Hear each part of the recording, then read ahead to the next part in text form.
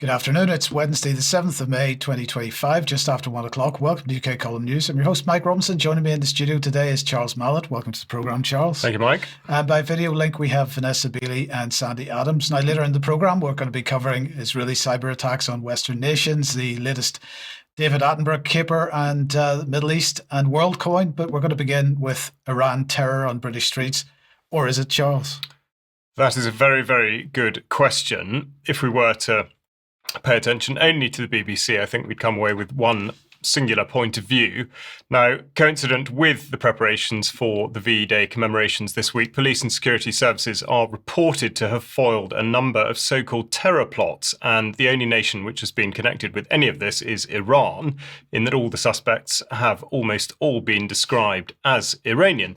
Dan Jarvis, the security minister and a former officer in the parachute regiment, has wasted no time in describing the mortal peril from which we have all been saved. Apparently, he stepped off on the wrong foot in saying that the first duty of government is national security, and whilst this may fit with his job description, it does clang with the Code of Hammurabi of 1772 BC, which I've mentioned before, which puts it that the first duty of government is, in fact, to protect the powerless from the powerful, which is a very different thing.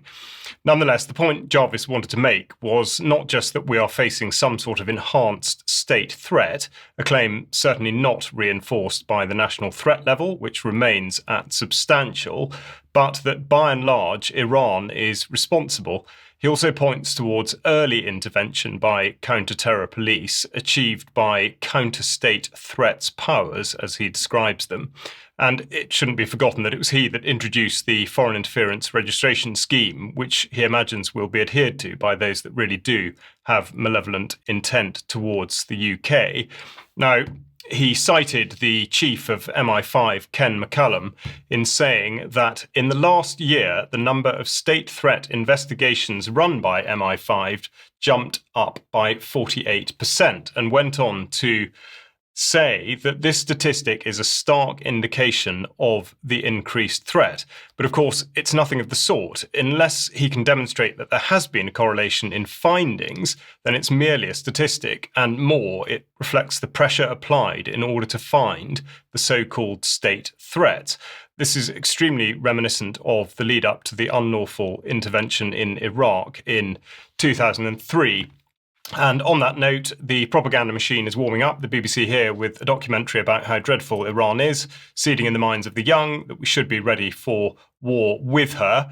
Readiness, though, is not something which springs to mind when considering the much publicised operational deployment of the Prince of Wales Carrier Strike Group.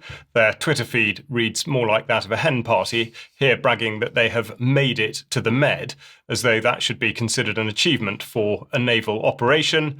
The Times of India here showing a reel of the defensive and offensive capabilities of Iran, and indeed the rhetoric coming from that country, all of which coincides with the launch of yet another attempt to harvest biometric data from British veterans, here the VALOUR programme, which is to offer further support just so long as the participant engages on a digital basis. And finally, something that Brian referred to on Monday, it should be considered no coincidence that the VE Day commemorations have been used as an exercise in recruitment and, indeed, revisionism.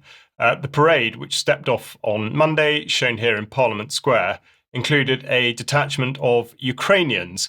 The triple inferences here are supposed to be that we could not have won the war without them, that Russia had nothing to do with the Second World War, and that we are, due to the current and so-called illegal aggression of Russia, in the same predicament again. So it's time to join up and grab your kit.